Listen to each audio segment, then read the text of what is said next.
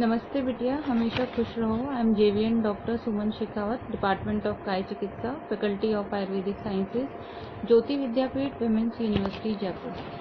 Today we will discuss on cardiovascular system examination, that we should ask with the patient first of all history of the patient, that some kind of symptoms present to the patient or not, like cardinal symptom, dyspnea on exertion or breathlessness, including paroxysmal nocturnal dyspnea, orthonia, platynia, traponia, and chest pain, cough, expectoration,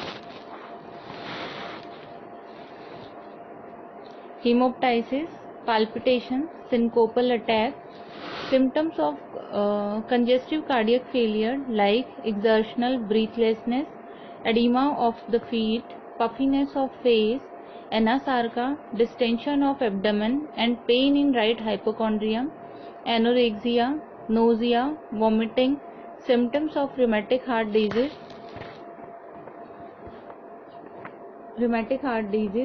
like fever with sore throat, fleeting joint pain, swelling, involuntary chorea, nodules under the skin like rheumatic nodule, symptoms of infective endocarditis, SBE.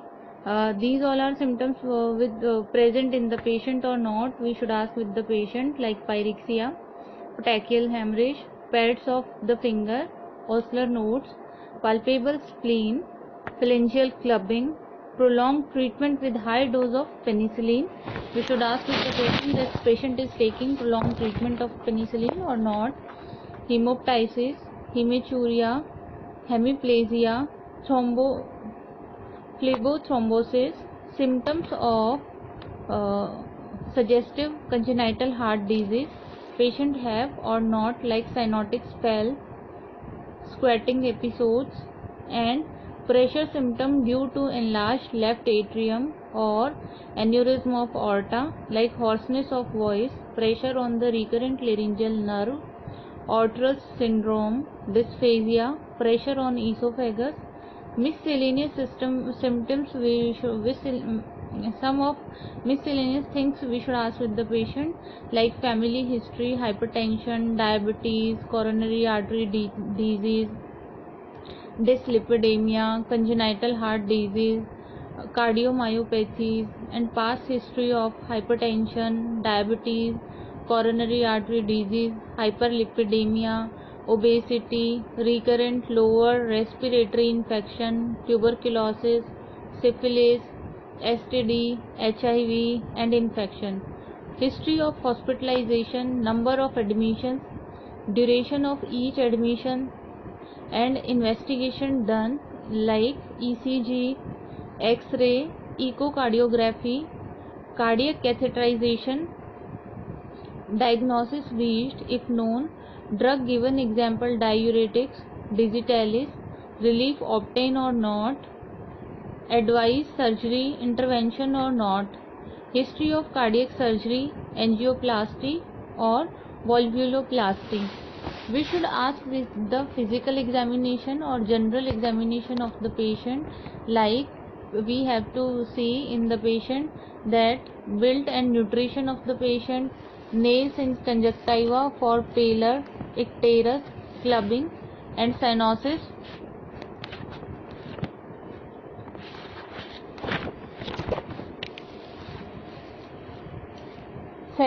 Lymphadenopathy and thyroid swelling, edema, skin for petechial hemorrhage, oscular nodes, rheumatic nodules, xanthelasma, and xanthomas. We should ask with the patient. Skeletal system, kyphoscoliosis and polydactyly. Decubitus and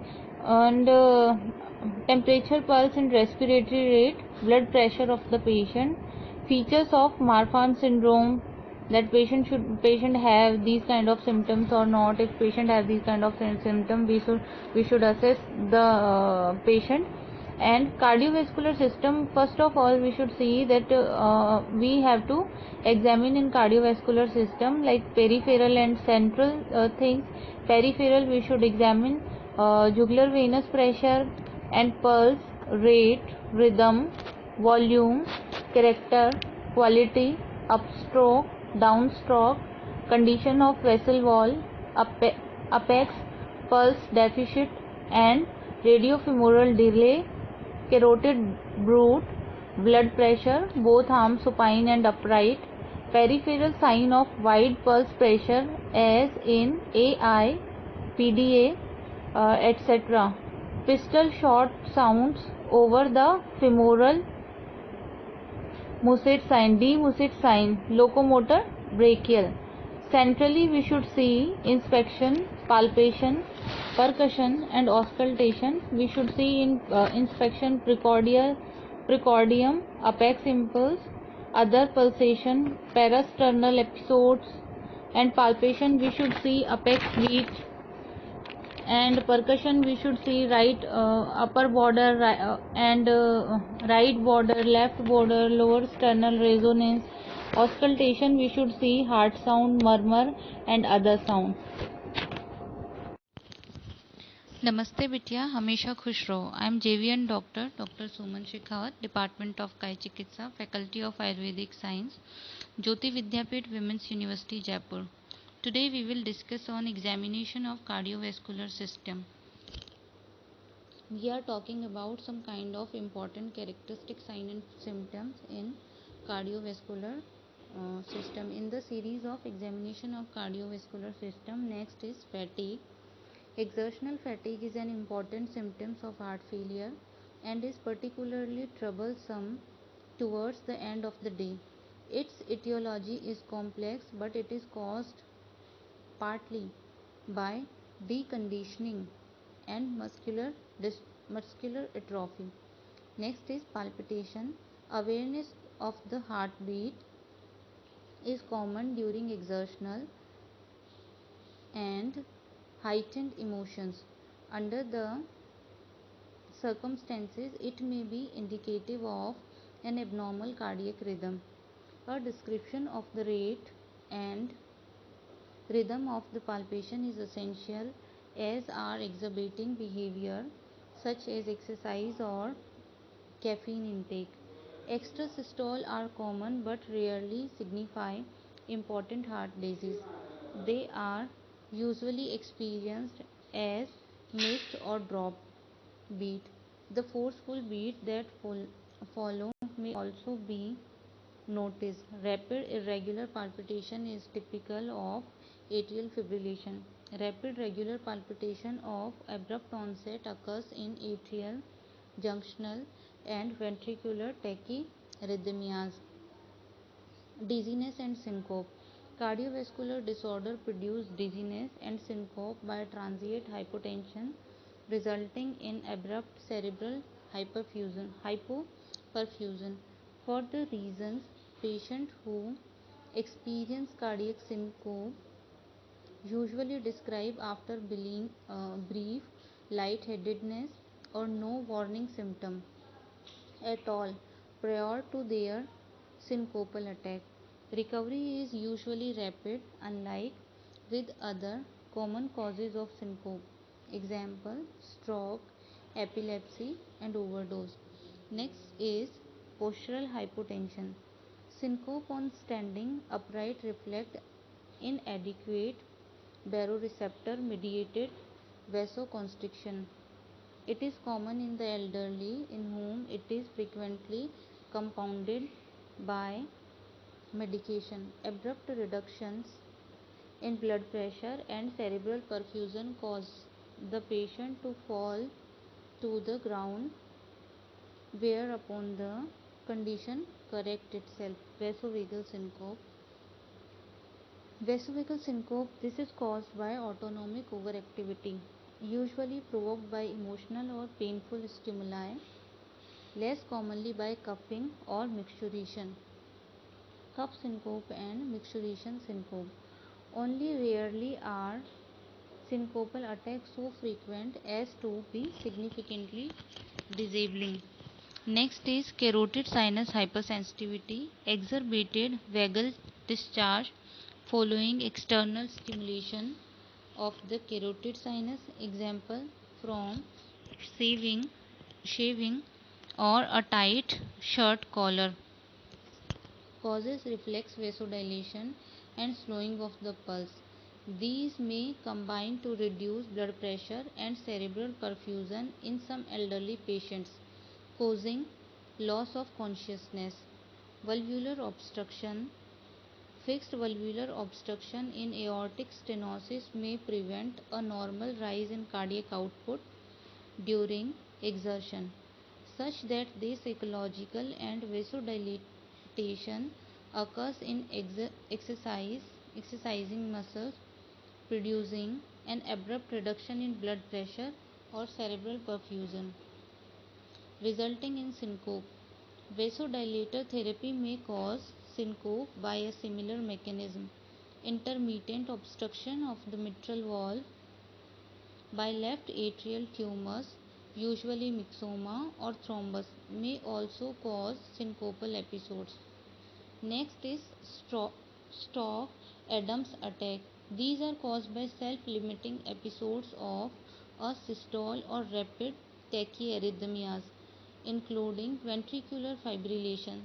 The loss of cardiac output causes syncope and striking pallor. Following restoration of normal rhythm, recovery is rapid and associated with flushing of the skin as flow through the dilated cutaneous bed is re-established. The cardiac examination, a methodical approach is recommended, starting with inspection of the patient and preceding the examination of the radial pulse.